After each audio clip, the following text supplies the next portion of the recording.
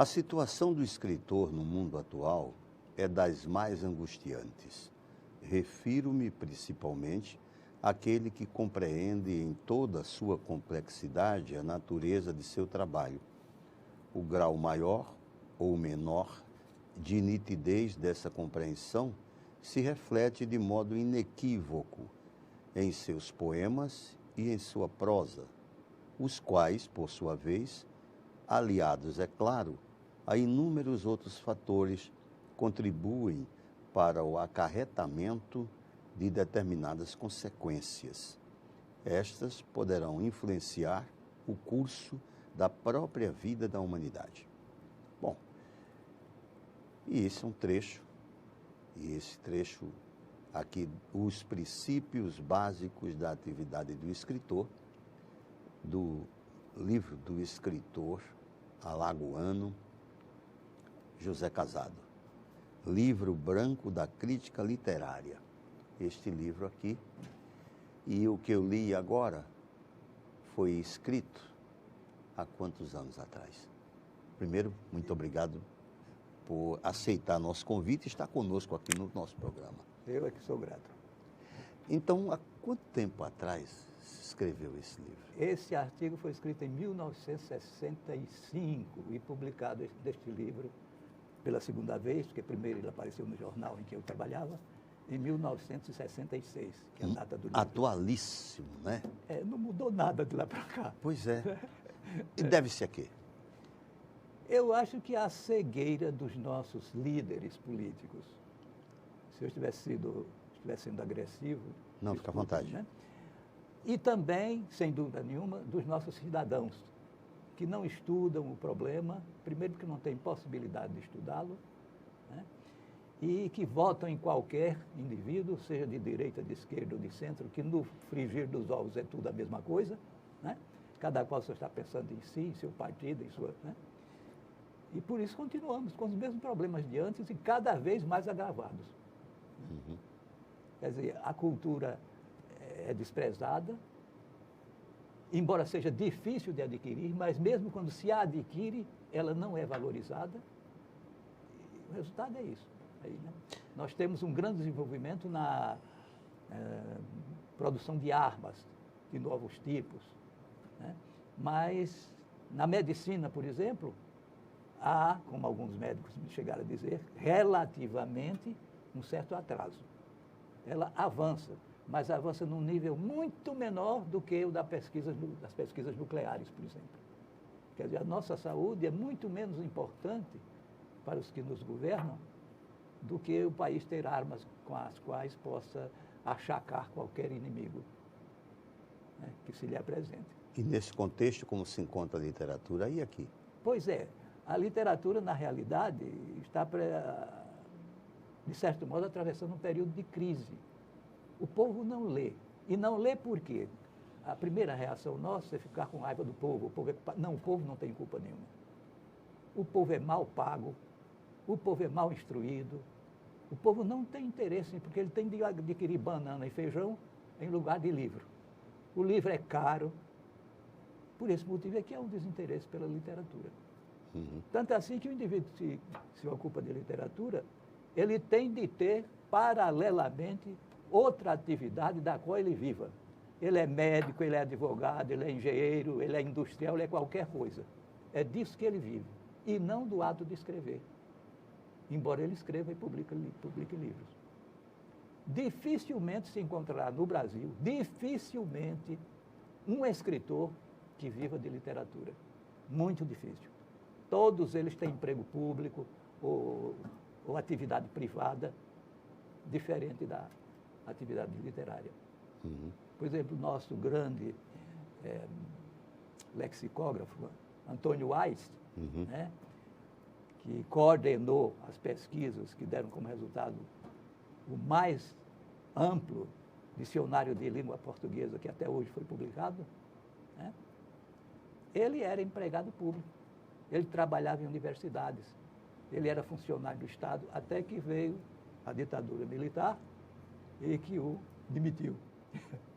Aí ele teve de sobreviver de alguma maneira e tal e coisa. Mas não era da literatura que ele vivia. De jeito nenhum. Ele sobrevivia do que ganhava como funcionário público aqui ou ali. Entendi. Né? Quer dizer, é por isso que a nossa literatura é até um milagre que ela consiga sobreviver. Quando nós vamos ler um homem do século passado, Por exemplo? até antes do passado, como Machado de Assis, por exemplo, ele fica besta.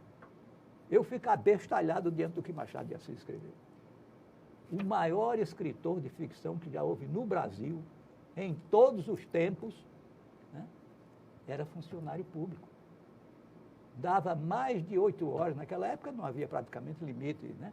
10 horas, era de segunda a sábado, o dia todo, e trabalhava aos domingos, trabalhava nos momentos de folga e tal, e produziu, né, na ficção, pode-se dizer, os melhores livros que existem aqui em nosso país e em nossa língua.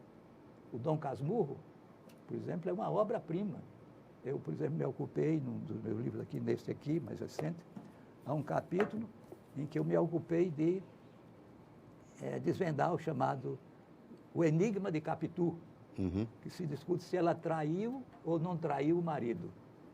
Né? E se traiu por quê? Eu li esse livro do Machado de Assis 3 vezes durante um período de 30 anos. Li da primeira vez, comecei a escrever um ensaio, depois de ter escrito umas 30 e tantas páginas, vi que eu estava no caminho errado. Não era aquela a solução. Eu não tinha encontrado a solução do problema. Deixei tudo para lá, fui me ocupar de outras coisas, escrevi outras coisas. 10 anos depois, voltei ao assunto e lá vai. E comecei a escrever, a mesma coisa. Não encontrou? Não encontrei. Mas 10 anos depois, na terceira vez, eu então fui com mais calma, com mais paciência, né? Examinando tudo e tal, e encontrei finalmente a resposta que ninguém, desculpa a minha vaidade besta, ninguém no Brasil tinha achado. Diziam que ela traiu, mas não mostravam por quê, não basta acusar. Outros diziam que não, ela não tinha traído. O marido é que era homossexual e por isso a mulher estava descontente e tal e coisa. E eu então fui lidar com todas essas coisas, né? Li inclusive livros estrangeiros, essa coisa toda sobre o assunto, e afinal, com toda a empáfia que podem me atribuir, descobri a verdade. Se ela traiu e por que traiu. E está aqui, esse trabalho está aqui neste livro meu mais recente. Você quer dizer aos telespectadores o porquê? O porquê é muito simples. O marido dela, o Bentinho, José Bento, na realidade, ele era, como é que eu direi, não era homossexual não, como alguns escritores disseram, mas ele não tinha a capacidade de satisfazer sexualmente a mulher. Entendi. Né? Não era culpa dele, coitado. Né? Entendi. Mas ele queria um filho de qualquer jeito e culpava a mulher, porque naquela época esses estudos sobre a parte sexual do homem e da mulher não estavam tão desenvolvidos quanto hoje. Isso faz quase 200 anos. Né? Então, ele culpava a mulher por ele não ter um filho. Entendeu? E a mulher se viu acuada. Né? Ela também não sabia. Só que não tinha. O menino não vinha, de jeito nenhum. Né? Então, como ele tinha um amigo em quem confiava, e no qual não devia confiar, né? Esse amigo se engraçou para o lado dela e ela, naquele dilema e tal, para ter o filho, consentiu ir para a cama com o rapaz, né? No qual ele confiava ao máximo, né? E realmente engravidou. O problema é que quando a criança nasceu, depois dos primeiros meses, ele cada vez mais ia aparecendo ao pai verdadeiro e não ao Bentinho. Aí ele desconfiou que a mulher o havia traído e tal coisa, mas a culpa era dela e não dele, porque ele não se aceitava como estéril, né? De jeito nenhum. E acabou havendo a separação, ele exilou a mulher para o exterior, não sei o quê. O amigo dele, esse em que ele acreditava ao máximo e tal, que era um cara forte, parrudo, ele não era, né? Morreu no mar, né? Enfrentando as ondas lá, ele gostava de exercício, essa coisa toda e tal. E a mulher foi exilada para o estrangeiro e tal, e coisas. Está tudo contado aqui. Tá aí. Eu, então, veja bem, o valor do meu trabalho vem de um fato. Eu li tudo o que havia sido escrito desde aquela época sobre esse romance. Li livro, li artigo de jornal, li a peça, li tudo. E examinei tudo para poder chegar à minha conclusão, a qual ninguém tinha chegado. Entendi. Né? Ela realmente, como eu disse, teve relações sexuais com o amigo do marido dela, que era amigo da família, ia lá, ficava à vontade e tal. Né? Mas ela não tinha intenção de trair o marido, que ela queria era ter um filho, porque o marido precisava que ela tivesse um Seu filho. O mestre, uma pergunta que eu gostaria de fazer, já vou proferir, como iniciou esse desejo pela literatura? Olha, isso é fácil e é difícil dizer. Fácil porque eu comecei como menino lendo gibi. Era o que eu lia quando era menino, revista de história em quadrinhos. Né? Não tinha grande instrução e tal. Mas eu estava no ginásio, né? Era um aluno pífio naquela época, né? Eu, né? Colégio Estadual de Alagoas, né? Entendeu? E tal e coisa, e tinha um amigo, que ainda hoje é meu amigo, ele está doente e tudo e tal, mas... E que tinha uma biblioteca relativamente boa na casa dele, né? Do pai dele. E ele então começou a me emprestar livros. Eu não tinha dinheiro para comprar livro, nem coisa nenhuma, né? Era menino muito pobre e tal. E esse rapaz era de classe média e tal, né? Não vou dizer o nome dele aqui, porque não sei se ele gostaria. Suponho que ele não se oporia nem nada, mas eu não quero, né? Então, e aí comecei a ler livros. A princípio, livros mais fáceis, Monteiro Lobato, né? Que escrevia para crianças, né? Depois as crônicas de Humberto de Campos, tal, né? Livros de Tarzan, né? Traduzidos do inglês, que eu não lia inglês naquela época, né? Do Edgar Rice Burroughs, né? E traduzidos para o português. Li Os Miseráveis, do Victor Hugo, isso muito depois, né? Uma bela edição que ele tem, em 3 volumes, ilustrada e tal. E também fui ler os brasileiros, né? Fui ler os brasileiros. Acabei lendo também o Machado de Assis. Né? E foi assim que eu fui, aos poucos, me interessando pela literatura, gostando e tal, né? Como eu era um menino fisicamente frágil, né? Ninguém me convidava para fazer parte de um time de futebol, nem coisa nenhuma. Pelo contrário, como eu me aproximava, eu era enxotado. Essa é que é a verdade nua e crua, né? A nossa sociedade é muito cruel. E as crianças são cruéis também porque elas imitam os adultos. Como o adulto é cruel, a criança também é. Então, a criança forte, ela gosta de espancar a criança fraca. É assim. Né? Não adianta fingir. Nossa sociedade é desse jeito. Ainda hoje é assim. O indivíduo é de uma igreja, ele fala mal dos que não são de igreja nenhuma. Entendeu? Tenta difamar aquela pessoa. É assim. A sociedade desumana. Agora com máscara, né? Às vezes uma máscara muito bonita, muito, né? Quer dizer, e foi assim que aos poucos eu fui me interessando pela literatura. A princípio li apenas livros emprestados, porque eu não tinha dinheiro para comprar livros. Né? Meus primeiros livros eu comprei quando eu comecei a servir no Exército, né? O que eu recebia todo mês como soldado raso, né? Do Exército, soldado praça de pré. Eu então comprava livros, né? Aí comecei a me interessar pela literatura francesa. Eu não sabia francês ainda, mas comecei a adquirir livros em língua francesa.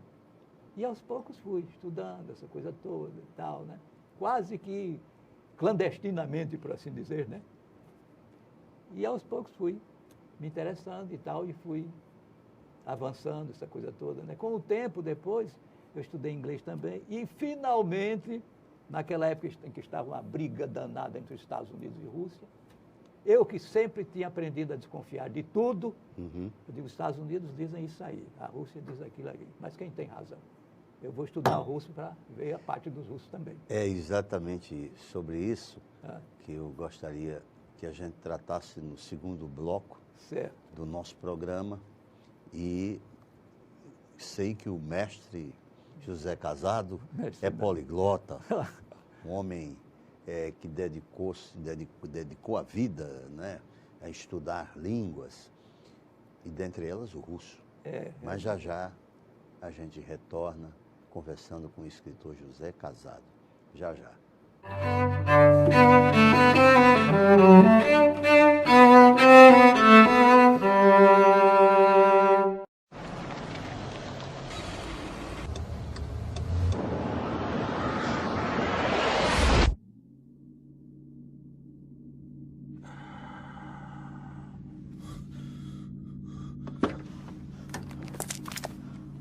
Mate.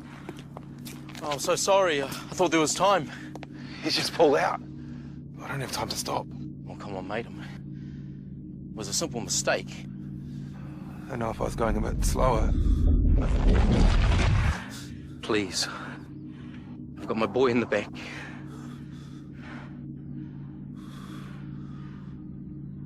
I'm going too fast.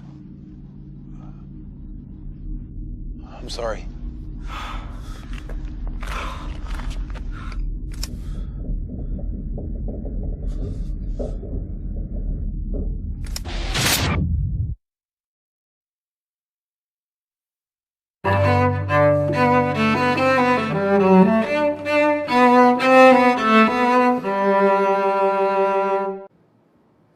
Retornando então ao programa Café com Poesia, com o escritor e intelectual alagoano, José Casado. A honra de recebê-lo aqui, viu? A honra maior é minha. E, então, parlez-vous français? Je le parle. Je l'ai étudié pendant des années. Eu falo e estudei durante muitos anos. Sim, sim. E qual a primeira língua que começou a estudar? Quer dizer, tem o português, que é a nossa língua natal, natural, e depois qual? Foi justamente o francês. Francês. Hoje, eu, inclusive, faço, às vezes, algum poema em francês, alguma coisa. Aqui, numa caderneta que eu trouxe, tem, inclusive, um poema meu em francês, que mostrarei depois. Uhum. Eu escrevo, às vezes, né, em francês, né? Mas, principalmente, leio e traduzo, né? Uhum. Então, comecei a estudar o francês quando eu estava no Exército, como soldado, praça de pré, né? Uhum. Porque foi a primeira vez que eu ganhei alguma coisa, né? Recebi aquele dinheirinho no fim do mês, né? E então, digo, o que é que eu vou fazer com esse dinheiro? Como lá eu tinha casa, comida e roupa, né? Eu digo, vou comprar livros. E aqui na livraria Ramalho, que não existe mais, infelizmente, não é? Uhum. Eles vendiam livros franceses, né? Musset, Molière, Vigny, Hugo, né? E eu comecei, nessa época eu não lia o francês ainda. Pegava o livro e botava lá no armário, né? No Exército. E aí comecei a estudar, comprei uma gramática e tal, né? Um dicionário e tal, e fui estudando, e tentei, dentro de uns 2 ou 3 anos, depois eu já estava em condições... Sozinho estudando? Sozinho, nunca tive professor. Olha. Nunca tive professor, sozinho. As outras línguas também? Também. Eu tinha os livros que adquiri, né? Por exemplo, o russo, na época que estava aquele pega para capar entre a União Soviética e os Estados Unidos, né? Eu que já tinha aprendido a desconfiar de tudo, não confiava nem nos Estados Unidos, nem na Rússia. Mas o inglês eu já lia, e o russo não. E a nossa imprensa só publicava o que era contra os russos e a favor dos Estados Unidos, né? Então, digo, preciso ver o outro lado. Porque não é justo julgar alguém sem que esse alguém tenha o direito de defesa. Então, não que eu me iludisse quanto aos russos, mas eu queria saber a opinião deles e ver a defesa que eles fariam. Essa coisa. Uhum. E comecei a estudar o russo. O russo é uma língua difícil, porque como o alemão e o latim, ela tem declinações. Uhum. O inglês não, né? E o francês, como nós sabemos, são línguas como a nossa, não tem declinações. Mas eu me empenhei e tal, aí comprei no Recife o manual da professora Nina Potapova, né? Que é uma russa, manual em francês, né? Naquela época não havia manual em língua portuguesa, para quem quiser. Não, né? Era totalmente proibido esse negócio. Comprei esse manual em língua francesa, que ainda tenho, posso mostrar a quem quiser. E como era em francês, eu já lia francês e tal, eu comecei a estudar e tal, e acabei aprendendo a ler o russo, né? Entendeu? E aí fui ler o que eles diziam, né? Para considerar se... Em alguns casos eles tinham razão, em outros não tinham. Era essa a conclusão que eu chegava. Nunca fui partidário de ninguém, nunca me deixei iludir, né?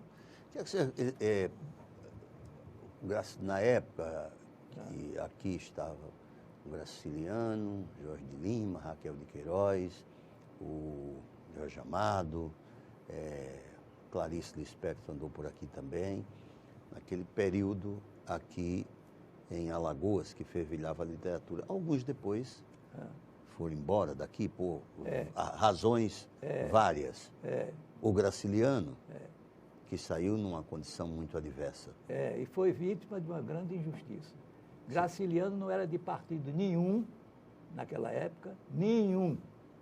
Era um escritor, né, que fazia críticas àquilo que ele achava que deveria ser criticado, né, mas que não pertencia a partido nenhum, nem estava comprometido com ninguém. Foi preso como subversivo, levado para o Rio de Janeiro como subversivo, posto lá entre os ladrões e delinquentes comuns, que era para desmoralizá-lo. Só que os ladrões e delinquentes descobriram logo que o Graciliano era um cara que escrevia muito bem, essa coisa toda e tal, né? E então o chefe deles lá chegou-se um dia para o Graciliano e disse: doutor, ele disse: eu não sou doutor, não tenho diploma nenhum, de fato não tinha, né? Não, mas chegou para nós, é doutor e tal, tudo bem. Doutor, eu queria mandar um bilhete para minha mulher e tal, uma coisa, mas não sei se o senhor pode fazer isso. Pois não, traga o papel aí que eu fazia, né? Então, resultado, caiu nas boas graças da bandidagem, né? O chefe chamou os outros: olha, o doutor aqui, ninguém mexe com ele, viu? Quem mexer com ele está perdido comigo. E pronto.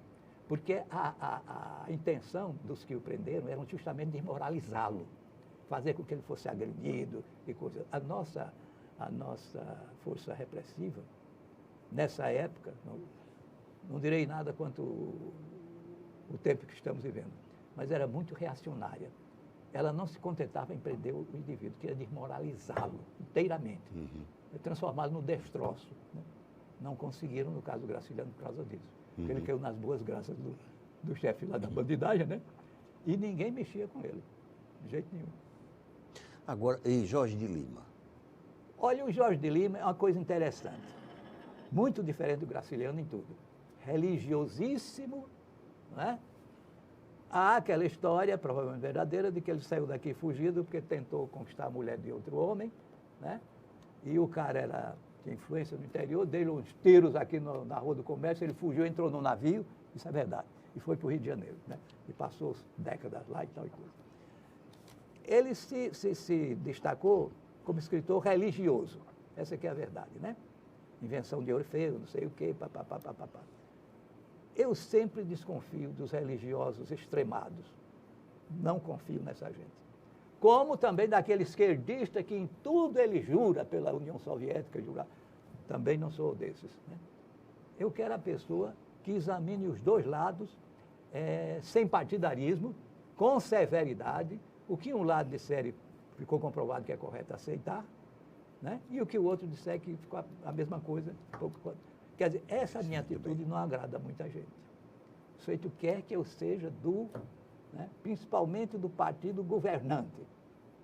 Eu acho que o partido governante, seja ele qual for, tem de ser aquele justamente que deve ser examinado com mais severidade, porque ele tem o poder na mão.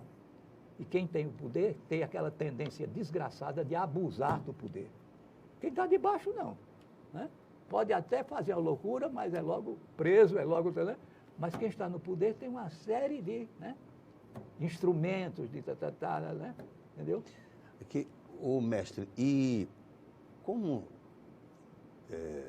você vê hoje a literatura brasileira?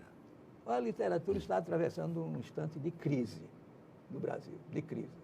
Há bons escritores, tanto em prosa quanto em verso, mas é difícil publicar um livro no Brasil, é muito difícil. Está aqui, este livro meu foi publicado às minhas custas. Eu paguei na imprensa oficial, tenho os documentos, R$10.500 pela edição desse livro. R$10.500. Eu paguei na imprensa oficial. O livro branco, não. O livro branco foi editado pelo Estado. Eu não ganhei nem um tostão. Eles apenas fizeram o seguinte: metade da edição eles publicaram com outra capa para que eu pudesse vender, né? A capa com o nome do editor, que foi o Departamento de Cultura, essa não podia ser vendida. Eles distribuíam gratuitamente, como é bom que fizessem, né? Então, venderam-se desse volume aí menos de 40 exemplares. Mesmo. Menos de 40. A edição toda, contando as duas capas, foi de 1.000 exemplares. Então, eu recebi quase 500 exemplares. Foi tudo dado de graça. 30 e poucos, eu tinha um amigo que trabalhava no Banco do Brasil, Sim. ele reuniu os colegas lá dele e eles publicaram, compraram 30 e tantos exemplares, né? Pronto. Quer dizer, a coisa do Brasil é assim. O indivíduo aqui, para ser escritor, em qualquer país sério do mundo, ele só precisa ser escritor. Na Inglaterra, na Alemanha, ele pode ter outra atividade, mas muitos não têm. Vivem como escritor. No Brasil, isso é inteiramente impossível. Inteiramente. Entendeu? Nós somos, nesse aspecto, uma sub-república. O mestre pertence a alguma academia de letras? Nenhuma. Porque eu vejo com muita, vamos dizer assim, muita severidade essas organizações que se chamam academias. Né? Aparentemente, elas reúnem... Aqui em Alagoas, por exemplo, não quero atacar ninguém, eu não tenho inimigos pessoais, não se trata disso. Sim. As pessoas que acompanham podem ser indivíduos excelentes e tudo. Mas quais são os escritores sérios que compõem a nossa academia? Não há nenhum. Por exemplo, Graciliano não foi da academia. O nosso maior escritor não foi da academia. Pelo contrário, ele era execrado por essa gente. E estou dizendo isso sem nenhuma ojeriza, sem nenhuma... Porque, por exemplo, o professor Jaime da Altavila, que foi o velho, né? Não o filho. O velho, que foi meu professor no colégio estadual, me via com muita simpatia, eu também o via com muita simpatia. Ele escreveu alguns livros de valor. Se não atingir um nível maior, é porque isto aqui não possibilitava ele atingir esse nível maior. Né? Várias vezes o visitei no Instituto Histórico, conversávamos. Ele gostava muito de conversar com quem é jovem, né? Dava conselhos, como se eu fosse filho dele e tal. Né? Quer dizer, apesar disso, um homem dessa altura, que se destacou aqui, né? E que escreveu coisas que merecem ser lidas, se você for comparar o que ele escreveu com o que se publica lá fora, há uma defasagem. Ele estava atrasado no tempo. Não é? Quer dizer, quanto aos demais, que estão muito abaixo dele, melhor não falar. Melhor nada dizer. Né? Melhor nada dizer. Você gosta mais de prosa ou poesia? Olha, eu mesmo pratico os dois gêneros. Eu gosto de tudo. Não me importa se é prosa ou é poesia. Eu quero ver se é bem feito, se é original, se o autor foi honesto. Por exemplo, falou-se há pouco aqui do Jorge de Lima. Eu faço restrições muito grandes à obra do Jorge de Lima, porque primeiro, era um homem ideologicamente atrasado. Né? Ideologicamente atrasado. Segundo, a obra que se fala tanto, que foi a última dele, né? Invenção de Orfeu, eu tenho lá em casa, eu estou falando do que não conheço. Você vai ler aquilo, a maioria são meras frases para encher papel. Não há poesia ali. Segundo, não é um livro só, porque a Invenção de Orfeu, pensa-se que é uma obra, uma série de escritos, né?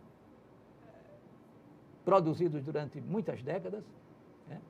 De maneiras diferentes, de gêneros diferentes, né? E que não se coadunam uns com os outros, entendeu? Eu tenho um compromisso de fazê-lo retornar aqui no programa, porque o nosso tempo esgotou. Tanta coisa maravilhosa aqui, mas vai retornar aqui. A gente marca um novo momento para vir aqui e a gente ter essa conversa deliciosa com esse maravilhoso escritor e um intelectual, José Casado.